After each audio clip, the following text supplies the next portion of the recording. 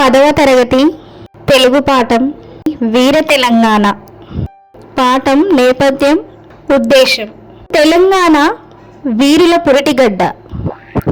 ఎందరో యోధులు తెలంగాణ విముక్తి కోసం తుది శ్వాస వరకు పోరాడారు. దుర్మార్గులైన రజాకార్ల అరాచకత్వాన్ని ఎదిరించిన రణక్షేత్రం తెలంగాణ.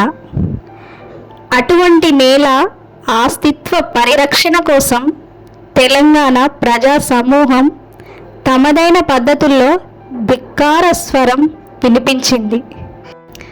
ఆయుధం ధరించి పోరాడిన వారు కొందరైతే అక్షరాయుధంతో పోరాడిన వారు మరికొందరు. సాహితీ యోధుడు డాక్టర్ దాశరథి కృష్ణమాచార్య ప్రత్యక్షంగా పోరాటంలో మమాయికమవుతూనే తెలంగాణ ధైర్య సాహసాలను పద్యాలలో ప్రశంసించాడు. వీరుల త్యాగాలను స్మరించడం, తెలంగాణ తల్లి ఔన్నత్యాన్ని కీర్తించడం, స్వస్థనాభిమానాన్ని ప్రేరేపించడమే ఈ పాఠ్యభాగ ఉద్దేశం. పాఠ్యభాగ వివరాలు. ఈ పాఠం పద్య ప్రక్రియకు చెందినది.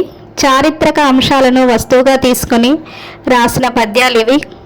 డాక్టర్ దాశరథి కృష్ణమాచార్య రచించిన దాశరథి సాహిత్యం 1వ సంపుటి రుద్రవీణలోనిది.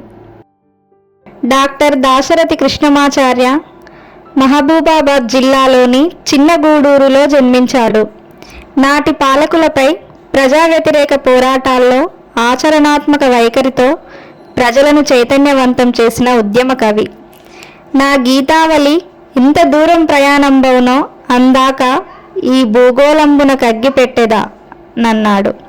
నిజాంకు వ్యతిరేకంగా పద్యాలను జైలు గోడల మీద రాసిన ధీరుడు. అగ్నిధార, రుద్రవీణ, మహాంధ్రోదయం, పునర్నవం, కవితా పుష్పకం, తిమిరంతో సమరం, అమృతాభిషేకం, ఆలోచనాలు మొదలైన కవితా సంపుటాలను, నవమి అంటే నాటికలు, యాత్రాస్మృతి, స్వీయ చరిత్ర వంటి పలు గ్రంథాలను రచించి సినీ గేయ కవిగా ఆనుముత్యాల వంటి పాటలు రాసి సినిమా పాటకు సాహిత్య గౌరవాన్ని తీసుకువచ్చిన మహాకవి. తెలుగులో గజల్ ప్రక్రియకు ప్రాణం పోసిన దాశరథి 1961లో గాలిబ్ గజల్లను అనువదించాడు. ప్రసిద్ధ ఉర్దూ కవుల కవిత్వాన్ని అనువదించి విమర్శకుల ప్రశంసలను పొందాడు. తెలుగు సాహిత్యానికి చేసిన సేవకు గాను ఆంధ్రప్రదేశ్ సాహిత్య అకాడమీ అవార్డు 1967, కేంద్ర సాహిత్య అకాడమీ అవార్డు 1974లో అందుకున్నాడు. ఆంధ్రప్రదేశ్ రాష్ట్ర చివరి ఆస్థాన కవి. ఆవేశానికి అక్షరాన్ని తొడిగి అభ్యుదయ పథాన్ని తన కవిత్వాన్ని నడుపుతూనే సున్నితమైన భావుకథతోనూ ప్రాచీన పద్య శైలితోనూ ప్రజల హృదయాలను ఆకట్టుకున్న సమన్వయ ప్రతిభాశీల ప్రజాకవి. ఈయన జననం 22/7/1925, మరణం 5/11/1987. ఓ తెలంగాణ, నీ పెదవులొత్తిన శంఖ మహా రవమ్ములి భూతల మెల్ల నొక్క మోగి బొబ్బలు పెట్టినట్లు తోచే. ఓహో, తెలవార్చి వేసినవి ఒక్కొక్క దిక్కు నవోదయార్కరు ప్రీత జలేజ సోన తరళీకృత దేవన దీతరంగముల్. ఇక్కడ తాత్పర్యం చూసుకున్నట్లయితే, ఓ తెలంగాణమా, నీ పెదవులతో ఊదిన శంఖధ్వనులు ఈ భూమండలమంతా ఒక్కమారుగా బొబ్బలు పెట్టినట్లుగా ప్రతిధ్వనించాయి. ఆహా, ఉదయించిన సూర్యుని కిరణాల చేత ప్రీతి పొందిన పద్మాలతో చలించిన ఆకాశ గంగ తరంగాలు అన్ని దిక్కులను తెలవారేటట్లు చేశాయి. ఓ తెలంగాణమా అంటే ఎవరిక్కడ? మనమంతా యుద్ధం చేసే వాళ్ళమంతా. నీ పెదవులతో ఊదిన శంఖధ్వనులు నా తెలంగాణ కోటి రతనాల వీణ అన్నట్టుగా ఈ భూమండలమంతా ఒక్కసారిగా బొబ్బలు పెట్టినట్లు అరిచినట్లు ప్రతిధ్వనించాయి. అంటే ఒకసారి మనం గట్టిగా అరిస్తే అది రీసౌండ్ ఎలా వస్తుందో ఆ విధంగా ప్రతిధ్వనించాయి. ఆహా, ఉదయించిన సూర్యుని కిరణాల చేత ప్రీతి పొందిన పద్మాలతో చలించిన ఆకాశగంగ తరంగాలు అంటే మనము ఆ ధ్వనించిన తరంగాలు ఏ విధంగా ఉన్నాయంటే ఉదయించిన సూర్యుని కిరణాలు. ఆ కిరణాలు అనేటివి పద్మాలతోటి అంటే పువ్వుల మాదిరిగా చలించి విప్పుకొని ఆకాశం మొత్తము ఇట్లా మ్యూజిక్ లాగా వినిపించేటట్టు అన్ని దిక్కులకు తెలవారేటట్లు చేశాయి. అంటే ప్రపంచమంతా వినిపించేటట్టు ఆకాశగంగ తరంగాలు అన్ని దిక్కులను అంటే మన ప్రపంచమంతా వినిపించేటట్లు తెలవారేటట్లు ఆ సౌండ్కి, ఆ యుద్ధానికి, మనం పోరాటానికి అంతటా ప్రపంచమంతా వినిపించేలాగా ఒక మ్యూజిక్ లాగా అయిపోయి అందరికీ వినిపించేటట్లు ఆ ధ్వని అనేది, ఆ ధ్వని ఒక్కసారిగా ఆకాశగంగ తరంగాలు అన్ని దిక్కులను తెలవారేటట్లు చేశాయి. తల్లి, నీ ప్రతిభా విశేషములు భూత ప్రేత అస్తములండుల్లెన్ కొన్ని తరాల దాకా. ఇప్పుడడ్డుల్బోయే సౌదామణి వల్లి పుల్లవి బావలుల్ బ్రతుకు త్రోవ వలి జూపు కాలమ్ములన్ మల్లెన్. స్వచ్ఛత రొజ్వల ప్రథమ సంధ్యా భానువే తెంచేడిన్. సంధ్యాభానువే తేంచేడిన్. దీని యొక్క తాత్పర్యం చూసినట్లయితే, అమ్మ తెలంగాణమా, నీ గొప్పతనపు విశేషాలు కొన్ని తరాల వరకు దుర్మార్గుల చేతులలో చిక్కుకున్నాయి. ఇప్పుడు అడ్డంకులు తొలగాయి. విచ్చుకున్న మెరుపు తీగల కాంతి రేఖలు బతుకుతోవ చూపే కాలం వచ్చింది. స్వచ్ఛమైన కాంతివంతమైన సూర్యుడు ఉదయించాడు. అంటే ఇప్పుడు మనకి ఇక్కడ ఏం చెప్తున్నాడు కవి? అమ్మ తెలంగాణమా. తెలంగాణమా అంటే ఎవరు? తెలంగాణమా అంటే ఎవరు? మనమంతా. నీ గొప్పతనపు విశేషాలు కొన్ని తరాల వరకు దుర్మార్గుల చేతులలో చిక్కుకున్నాయి. అంటే మన తెలంగాణ యొక్క గొప్పతనం ఎక్కడ ఉండిపోయింది? రజాకారులు. దుర్మార్గులు ఎవరు? రజాకారులు. వాళ్ళ చేతిలో చిక్కుకునే, వాళ్లకు బానిసలం అయిపోయినాము.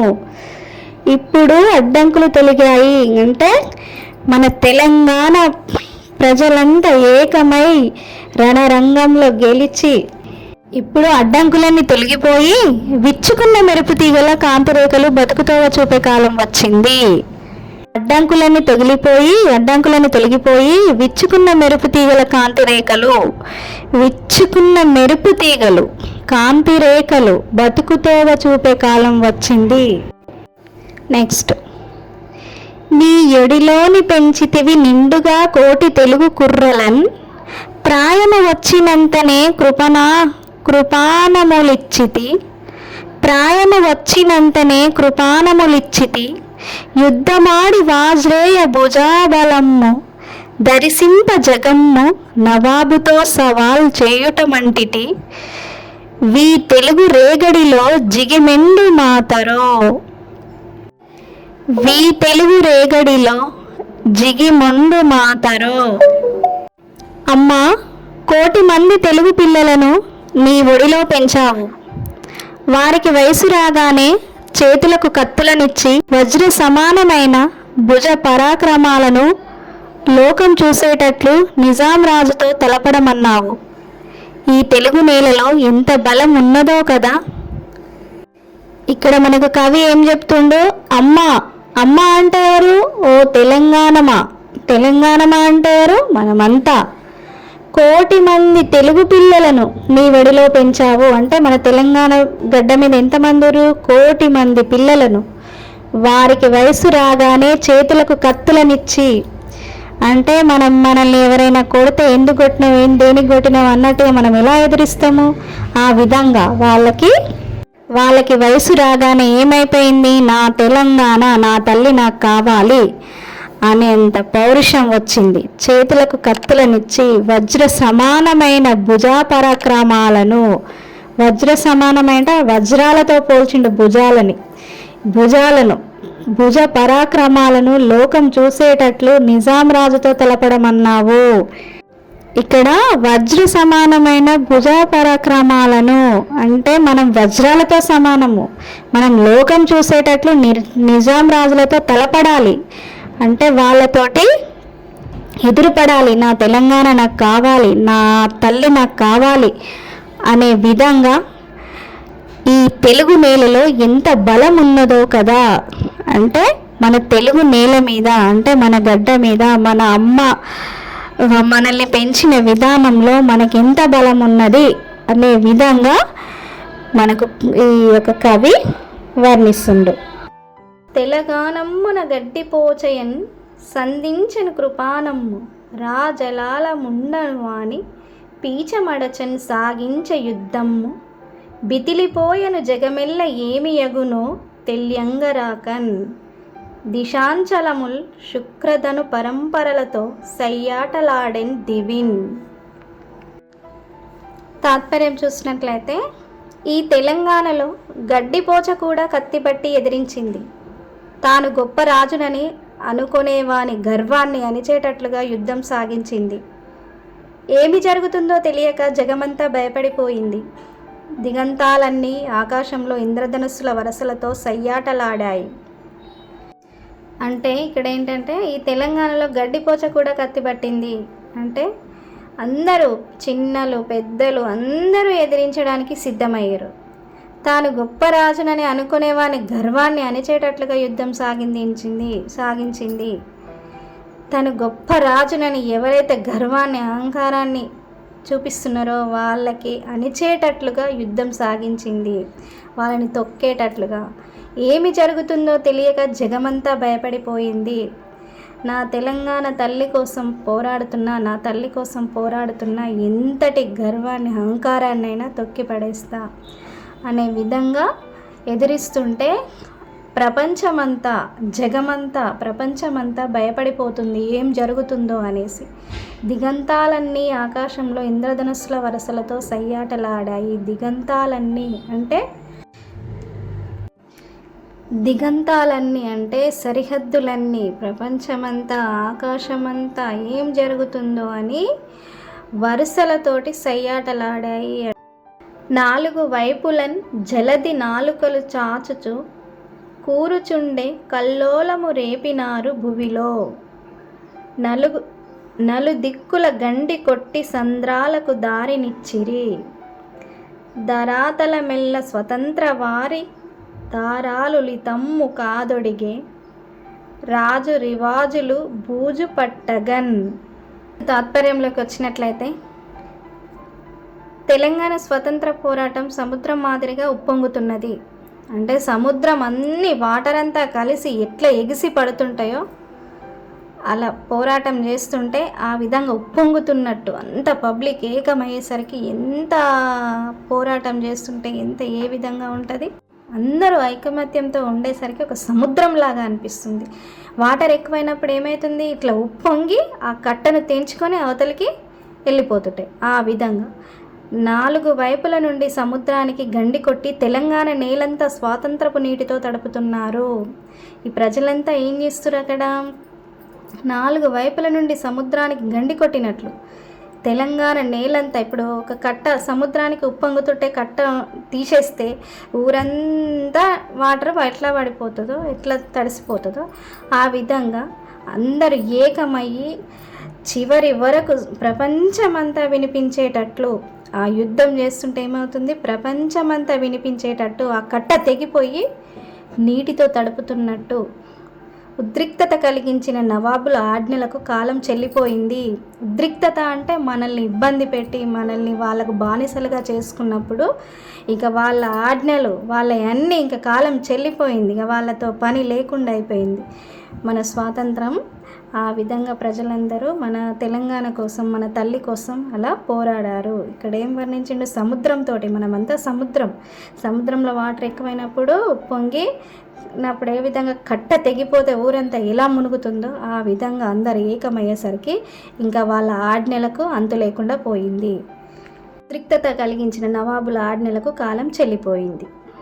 తెలంగాణ భవదీయ పుత్రికలలో తీండ్రించి వైప్లవ్య సంచలనం మూరకపోవలేదు. వసుధ చక్రమ్ము సారించి ఉజ్వల వైభాతిక బానునిన్ పిలిచి దేశమంతటన్ కాంతివాదులు నిండించిరి. వీరులు పరార్దుల్ తెలుగు జోదుల్ బల. అమ్మ తెలంగాణ, నీ పిల్లలలో ప్రకాశించే విప్లవాత్మకమైన కదలిక ఊరికే పోలేదు. వీరు భూమండలాన్నంతా సవరించి ఉజ్వలమైన కాంతివంతమైన సూర్యుడిని పిలిచి దేశమంతా కొత్త కాంతి సముద్రాలు నింపారు. వీరంతా వీరులు, పరోపకారులు కూడా. ఇక్కడ ఏమంటుండు?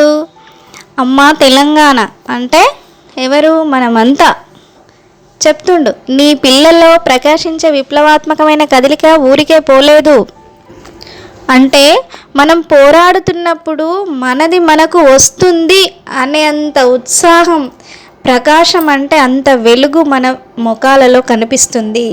ఆ కదలిక ఊరికే పోలేదు. వీరు భూమండలాన్నంతా సవరించి, అంటే భూమండలం అంతా చుట్టినట్టు ఉజ్వలమైన కాంతివంతమైన సూర్యుడిని పిలిచి దేశమంతా కొత్త కాంతి సముద్రాలు నింపారు. మనం పోరాటం చేస్తుంటే ఏమైంది? భూమండలానికంతా వినిపించేలా, నాలుగు దిక్కులు వినపడేలా మన సూర్యుడిని పిలిచి, సూర్యకిరణాలు కూడా ఎంత ప్రకాశవంతంగా వెలుగునిస్తాయో మన పోరాటం కూడా మనది మనకు వచ్చేటట్టు అంత ప్రకాశవంతంగా మన ముఖాలు అనేవి వెలుగుతున్నాయి.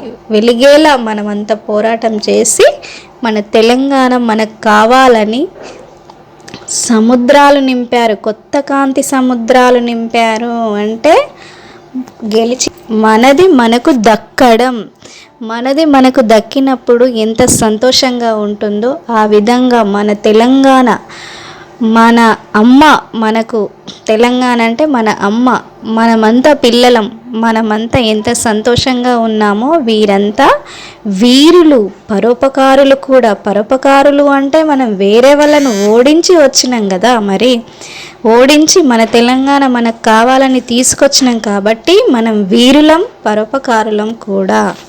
మత పైశాచి వికార దంష్టికలతో మా భూమి లంఘించి మా కుతుకుల్ గోసేటి వేలగూడ ఎటు దిక్కు తోచకున్నప్పుడున్ బ్రతికే దుర్భరమైన ఎప్పుడున్ ఆంధ్రతత్వము పోనాడే లేదు. తుదిన్ గెల్చితిమమ్మ యుద్ధమున రుద్రుల్ మెచ్చెనాంధ్రాంబిక.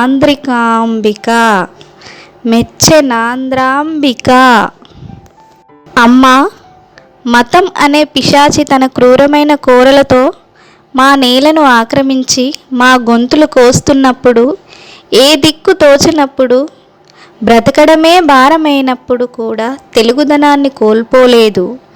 రుద్రులు మెచ్చేటట్లు యుద్ధం చేసి చివరకు విజయాన్ని సాధించాం. అమ్మ, మతం అనే పిశాచి తన క్రూరమైన కోరలతో మా నేలను ఆక్రమించింది. అంటే మతాలు, కుల మతాలు అనేవి మన నేలపైన, మన భూమిపైన, మన మనుషుల మధ్య ఇలాంటి మతాలు అనేటివి ఉన్నాయి. మా గొంతులు కోస్తున్నప్పుడు, అంటే నీ కులం నా కులం ఈ కులం అని చెప్తున్నప్పుడు, ఏ దిక్కు తోచినప్పుడు, బ్రతకడమే భారమైనప్పుడు కూడా మేము తెలుగుదనాన్ని కోల్పోలేదు. అంటే మా తెలంగాణని కోల్పోలేదు, మా అమ్మని కోల్పోలేదు అని ఇక్కడ కవి మనకు వర్ణిస్తుండు. రుద్రులు మెచ్చేటట్లు యుద్ధం చేసి చివరకు విజయాన్ని సాధించాం. రుద్రులు మెచ్చేటట్లు అంటే, రుద్రులు అంటే ఇక్కడ దేవతలు అనుకో, సూర్యచంద్రులు అనుకో, గాలి, నీరు, నిప్పు, మన చుట్టూ నాలుగు దిక్కులు మన ప్రకృతి మొత్తం, ప్రకృతిలో ఉన్న అన్నీ మనకు మనం మెచ్చేటట్లు, ప్రకృతి మొత్తం మనం మెచ్చేటట్లు యుద్ధం చేశాము. ప్రకృతి మెచ్చేటట్లు యుద్ధం చేశాము, చివరకు విజయాన్ని సాధించాము. మా తెలంగాణ మేము తెచ్చుకున్నాము, మా అమ్మని మళ్ళీ మేము తెచ్చుకున్నాము, మా తెలుగుదనాన్ని మేము కోల్పోలేదు. ఈ యుద్ధంలో అందరి సపోర్టు మాకుంది. కాకతీయుల కంచుగంట మ్రోగిన నాడు, కరకు రాజులకు తత్తరులు పుట్టే వీర రుద్రమదేవి విక్రమించిన నాడు, తెలుగు జెండాలు నర్తించే కాపయ్య నాయకుండేపు సూపిన నాడు, పరరాజులకు గుండె పట్టుకొనియే చాళుక్య పశ్చిమాష పాలనమ్మున కళ్యాణ గంటలు గనగనమనే. నాడు నేడును తెలంగాణ మోడలేదు, శత్రువుల దొంగ దాడికి శ్రావణాభ్రమటుల గంభీర గార్జాట అసమ్మలార, నా తెలంగాణ పోవుచున్నది పతాన. తాత్పర్యమే చూస్తే, కాకతీయ రాజుల కంచుగంట మ్రోగినప్పుడు దుర్మార్గులైన శత్రురాజులు కలవరపడ్డారు.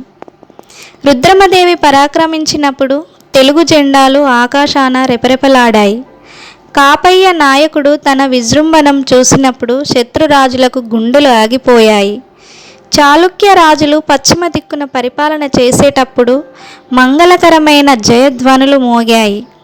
నాటి నుండి నేటి వరకు శత్రువుల దొంగ దెబ్బలకు తెలంగాణ ఓడిపోలేదు. శ్రావణ మాసంలోని మేఘం మాదిరిగా గంభీరమైన గర్జనలు అలరారుతుండగా నా తెలంగాణ ముందుకు సాగుతూనే ఉన్నది. అంటే ఇక్కడ అర్థం చూసుకున్నట్లయితే, కాకతీయ రాజుల కంచుగంట మ్రోగినప్పుడు దుర్మార్గులైన శత్రురాజులు కలవరపడ్డారు. కాకతీయ రాజులు గంట మోగిస్తున్నప్పుడు, అంటే కంచుగంట అంటే కంచుగంట కంటే ఇంకా ఎక్కువ శబ్దము ఏ పాత్రల్లో ఉండదు.